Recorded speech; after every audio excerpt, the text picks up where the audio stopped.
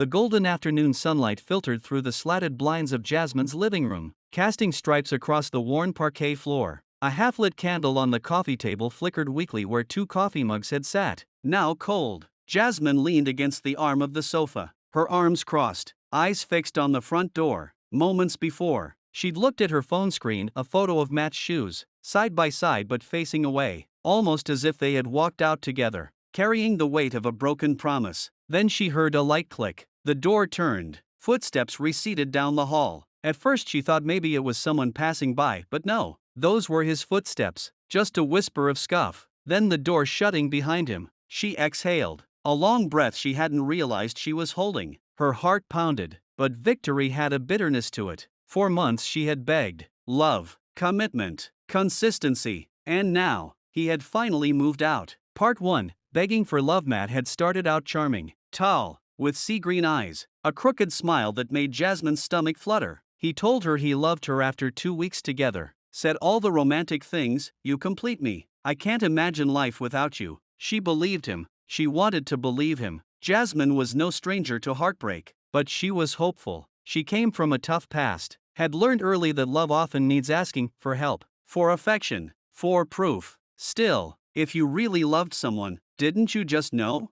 Matt's affection came in bursts, grand gestures of dinner reservations, surprise texts, promises to respect and cherish her. Then silence, cold mornings, missed calls, ignored texts. "Why didn't you say good morning?" she'd ask, voice trembling. "Because I was busy." He'd say, "Why don't you meet my friends anymore?" "I will. I just need space," she begged, not always with her voice, sometimes with tears, sometimes with anger, sometimes with quiet disappointment. She begged for love, for attention, for validation, for reassurance. Part 2. The turning point. One night, Jasmine found him scrolling through his phone in the living room, laughing quietly at memes she couldn't see. Something about his expression, protected, private, made her feel small. She asked, "Who's got you laughing?" He paused. "No one," but she pressed. "Eventually," he mumbled, "someone I used to know." The words felt like a betrayal, like the space between them was so wide he could live in another life without telling her. She cried. He apologized. He promised more honesty. For a moment, she almost believed it. Weeks passed, and things got worse. His promises didn't stick. Words floated away like bubbles. He forgot her birthday. When she called to talk, he'd hang up. When she needed him, he was late. When she suffered, he flinched.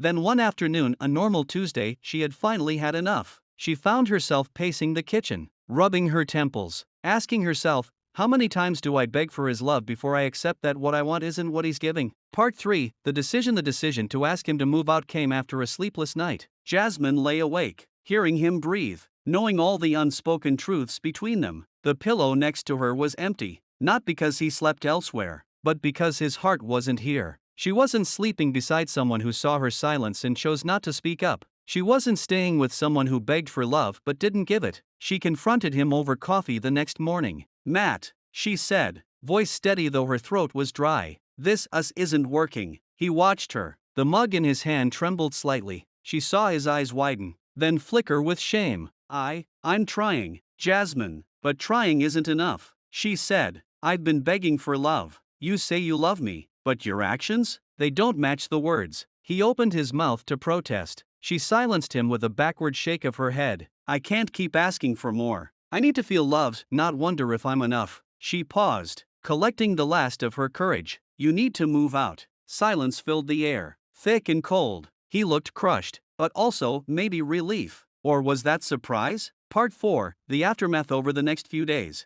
Matt packed. He gathered his clothes, his books, his things. The air felt empty when he was gone, somehow heavier. Jasmine watched him box up memories, ticket stubs, photos, and old mixtape she made him. She wondered, during those moments, whether love had ever been real, or if she'd been trying to hold on to a ghost. Matt begged, more than ever. He told her he'd change. He told her he loved her. He pleaded for one more chance. He insisted he could be what she needed. Jasmine listened, but inside she felt steel. She realized love isn't begging, it's showing up. Love isn't silence, it's conversation. Love isn't absence, it's partnership. "You can show me next time," she said, "but this time, you have to go." He stuttered through apologies. She didn't cry. She kept her gaze calm, her voice firm. On the day he left, his car was packed. Boxes were piled on the front porch. Her neighborhood was quiet. The sun was dim behind clouds that looked like sorrow. Jasmine stood at the door, bags clasped in his hands, avoiding his eyes. He wanted a hug. She didn't give it. "Take care of yourself," she said, quietly. He nodded. She watched the car drive away, swallowed the urge to run after him, to ask him not to go. The door closed. The key turned in the lock. She exhaled. Part 5. The healing in the weeks after. Jasmine felt raw.